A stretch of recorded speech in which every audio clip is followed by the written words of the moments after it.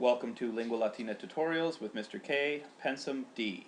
This video explains the new grammar and syntax found in Chapter 29 of the Lingua Latina per se Strata series. It is meant to accompany the Latina Disco text, available from Focus Bookstore, and the Pensvm D worksheets, available from 50%latin.blogspot.com or christianlanguage.com. Let's get into the text and see our first new feature. Go with me to line 6, where we have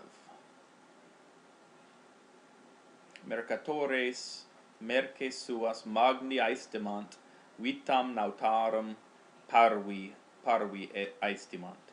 So merchants value their merchandise at a great price, or great amount. They value the life of the sailors at a small amount, parvi. These two genitives, magni and parvi, are what we call genitives of value. They're similar to locatives in that they tell you the price at which something is, so at a great amount or at a small amount, as opposed to the ablative of price, which is often translated as for. He is selling this for 80 sestertii, or I am buying this for 80 sestertii. The genitive translated as at, the ablative translated as for a certain amount. The next new feature is in line 22, where we have the merchant who says, "Heu me miserum omnia quae possedeabam in fundo mare sunt, quid faciam, quid sperem." So the merchant says he has an accusative of exclamation, "Oh, how wretched I am! All the things which I possessed are in the bottom of the sea. What in the world am I going to do? Quid faciam? What in the world can I hope for? Quid sperem?" Both of these in form, faciam and sperem, are subjunctives, first person singular present subjunctive active.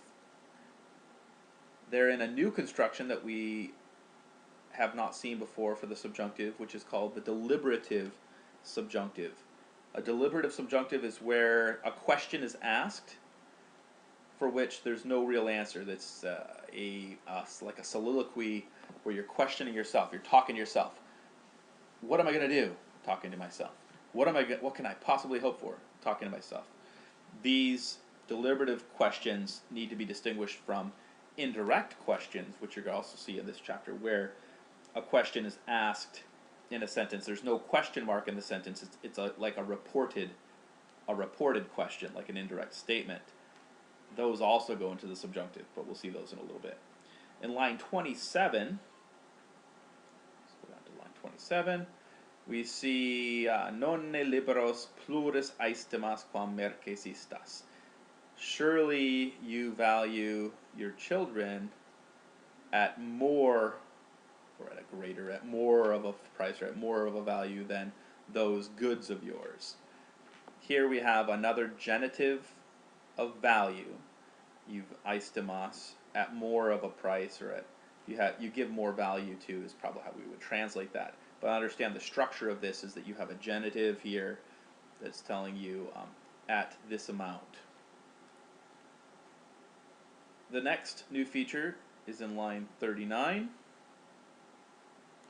and here we have Nostrums. So merces quidem perierunt, sed nemo nostrum pereet. So indeed, the merchandise just was destroyed or perished, but none of us perished. Nemo nostrum.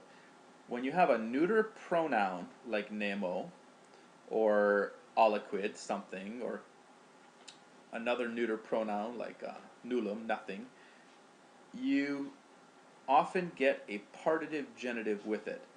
None of us, or nemo Westrom, none of you.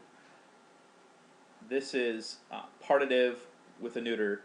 This is a good time to review the declension of the pronoun nos, which means we, or us if it's an object, So nominative accusative, nos and nos, both for nominative and accusative. Nostrum here, of us, the genitive. Dative and ablative, nobis. Nobis and nobis. To us and by, within, on, from us. In this next line, we see the ablative use of nobis, from nos. We have laetare una nobiscum te, vitam non amicisse simulcum mercibus. Rejoice together with us, una nobiscum. Here we have cum, preposition, with the ablative nobis. And just like we saw te cum and me cum is tacked on to the end. Rejoice from laetare, so this is the imperative of a deponent. Rejoice, and una is an adverb meaning together with us. Together with us, because rejoice together with us that you didn't lose your life along with your goods. The next new feature is in line 43. And we have, looking for Westrom. So, vos quidem felices estis, nemo enim vestrum astem amisit. So, indeed, you guys are happy, for none of you lost a cent, or an ass being the smallest coin that we have read about in our text. It's Westrom, nemo Westrom, same construction as we saw up here with nemo nostrum. A neuter pronoun with a partitive genitive, none of you. If we were going to decline Westrom, we'd start with wos. So if we're looking in the dictionary, we'd see wos and wos for the nominative and accusative. And the genitive here, Westrom, not Wostrom, Westrom. And then wobis and wobis for the dative and the ablative. The next new feature is in line 47. And we see here, semper gaudeo cum de liberis meis cogito. I always rejoice when I think about my children. The reason that I'm pointing this feature out to you, because you've seen this, just regular indicative, first person singular, indicative active verb, cogito, I think. After cum, we're going to meet some new cum clauses where cum will be followed by a subjunctive. This one is just called a cum iterative. It just means, if you could translate cum as whenever. So whenever I rejoice, whenever I think about these things, then you're going to have an indicative verb after cum. Whenever I do this.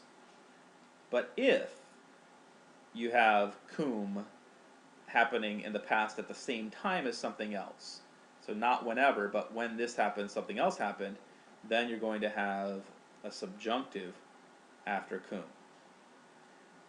And that is called the cum circumstantial, giving you the circumstances of something. And we'll see some examples of that, one of those examples in line 79, which we can actually look at right now to compare with this cum. Look at line 79, and you have, or 78 and 79, cum arion nobilissimus sui temporis fidicen, ex Italia in Graeciam navigaret. So here we have cum plus navigaret. Notice the imperfect subjunctive of navigaret. So when Arion was sailing out of Italy into Greece with his great riches, then something else happened. The people that were with him, the sailors, were envying him and decided to kill him. So when you have a cum clause where something is happening at the same time in the past, that's called cum circumstantial. That's going to be cum plus subjunctive. If you could translate cum as whenever, that's going to be plus the indicative. In line 51, we have another new feature. And that is, we have said, quo modo vivamus sine pecunia. Just a review of a form we've seen before. Vivamus is subjunctive from vivere. Notice that the E turned into an A here. So instead of, the I is from vivere, the third conjugation, vivo, vivis, vivit. We get an A. If you remember the let's eat caviar sentence to help you remember the letters that show up in the subjunctive. Here we have the A of caviar. So first person plural, present subjunctive active. Why is it subjunctive? This is another deliberative question. How in the world, he's thinking to himself, how in the world are we going to live without money? How in the world, etc. Am I going to buy stuff? In line 58, we see another subjunctive where we have vita, let's see, we're looking for interrogate, so vir ita perturbatus est, ut se interrogat, utrum in mare saliat, an in nave remaneat. So the man was so disturbed that he was asking himself, or he's asking himself. So here, the first subjunctive we have here, interrogat, is following ut. It's an ut clause. What kind of an ut clause? Purpose or result. Here we have a result, because we have ita to indicate it. The man was so bothered that as a result, he asks himself, utrum an, whether he should do this, whether he should jump into the sea, or remain on the boat. These two subjunctives, saliat and remaneat, present subjunctives, third person singular, these are in what we call an indirect question. Because these would be questions. He's asking, should I jump into the sea? And then, should I stay on the boat? Remaneone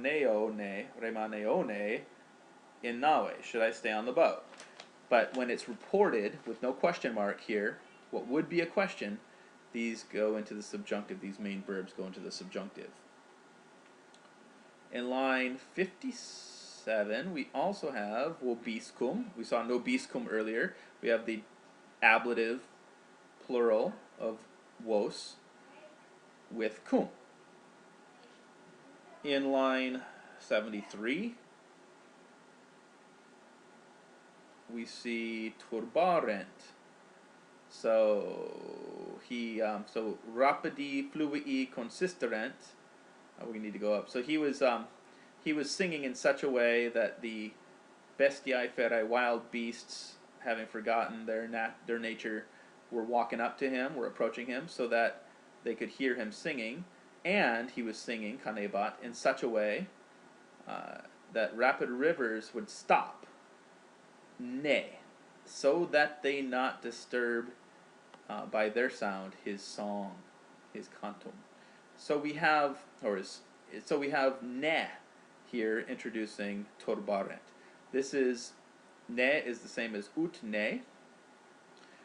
Ne is the way that we introduce a purpose clause.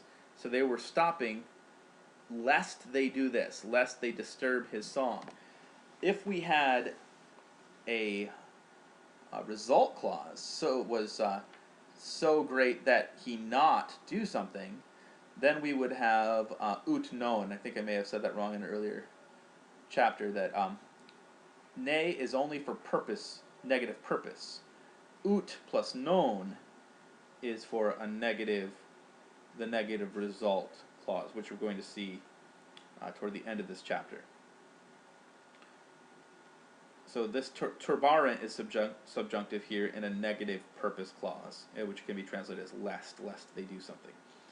In line 76, we have gubernator cum omnes attentos videat hanc fabulam narrat.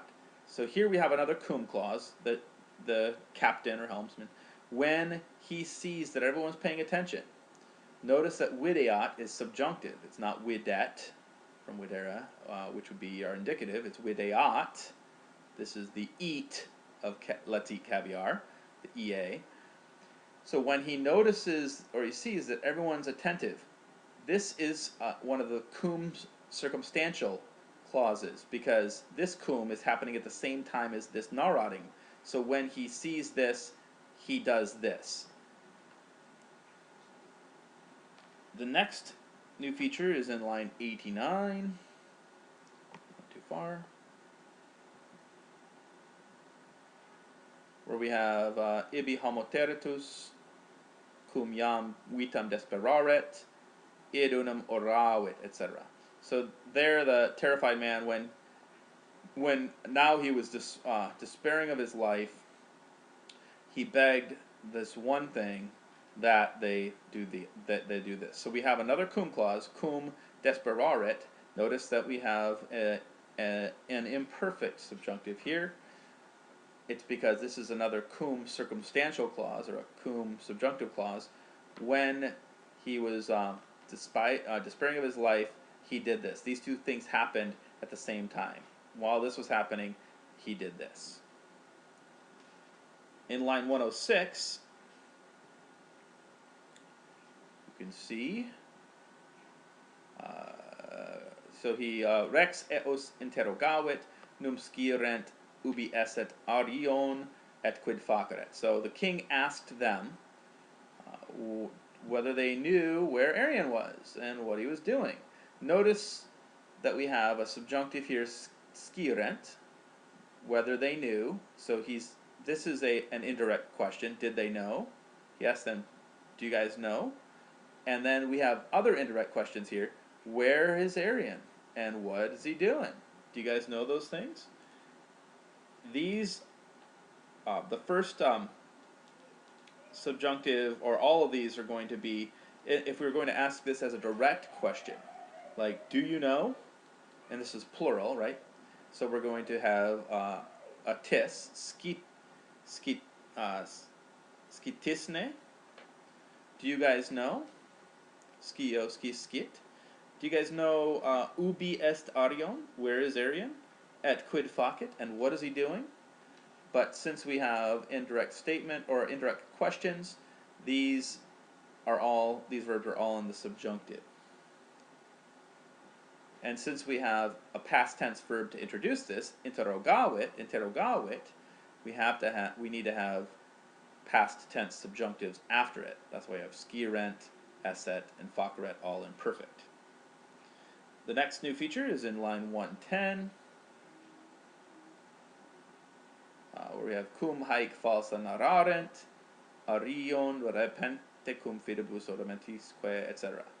So while they were saying these false things, notice that we're translating this as at the same time, so when or as they were saying these false things, Arion suddenly appeared.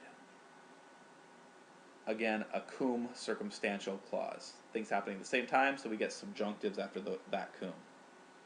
In line 117, we have the subjunctive of sum, where, so he says, etsi notum est, non nullos homines delphinis vectos esse, tamen dubito num haec fabula vera sit. Even if it is known that some people have been carried by dolphins, nevertheless I doubt whether this is a true story. Sit, from sum. This is our subjunctive of sum. If we were going to conjugate sum in the subjunctive, present subjunctive, we would have sim, sis, sit, simus, situs, sint, with eyes throughout the forms. I doubt whether this is true. This is a subjunctive. You can view it as an indirect question. Is this true? Also, sometimes it's classified as a subjunctive of doubt. I doubt whether it is. Either way, remember that the subjunctives are showing unreal things. Things that aren't true or actual. In fact, they're questions that are being asked in another context. They're not things that are verifiable, viewable, and documentable at any given at one time, like the indicative would be. In line 128, we see tum vero Lydia et medum versa modo te interrogavi. So I just asked you, inquit, tuane esset pecunia, was that your money? I just asked you if it was your money with which you bought the ring. Again, an indirect question here with esset. If we were going to ask this as a direct question, we would say, tuane est pecunia, is this your money? Or tuane erat pecunia, was that your money? But in this indirect question form, we get a subjunctive. Notice we have imperfect subjunctive. Why imperfect in tense? Because we had a past tense verb to introduce it. In line 135, we have another new feature where Dominus enim aliquid peculii mihi debebat. For my master was giving some money, owed me some peculium. Remember, peculium is a payment due to a slave. So we translate it as money, but a specific kind of money, the money that a slave gets paid, slave money. So what is the case of peculii? This is a genitive, as we saw earlier with nemo nostrum, none of us. We could have some of this. Something of money, just translated as some money. For my master owed me some money. It's a partitive genitive, something of money. In line 137, said Lydia pergit furti accusare. Here we have the genitive of furtum, of a theft. Lydia goes on and accuses him of theft. Accusare, you see in the margin, to accuse, takes the genitive just as it does in English. I accuse you of the thing that you've done. In line 157,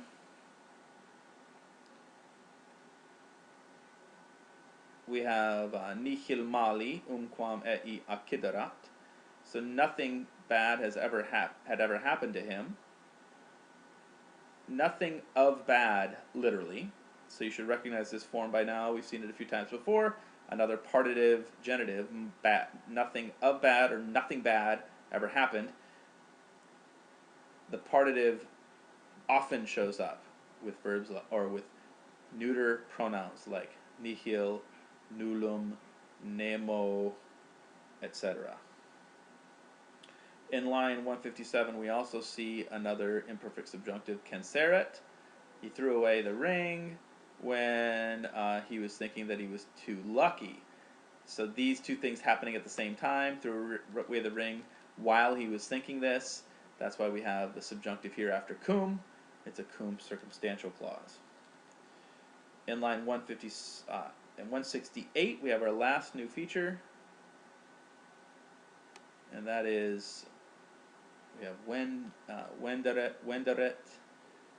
So en eodem mari piscem cepit qui tam formosus erat ut piscator eum non venderet.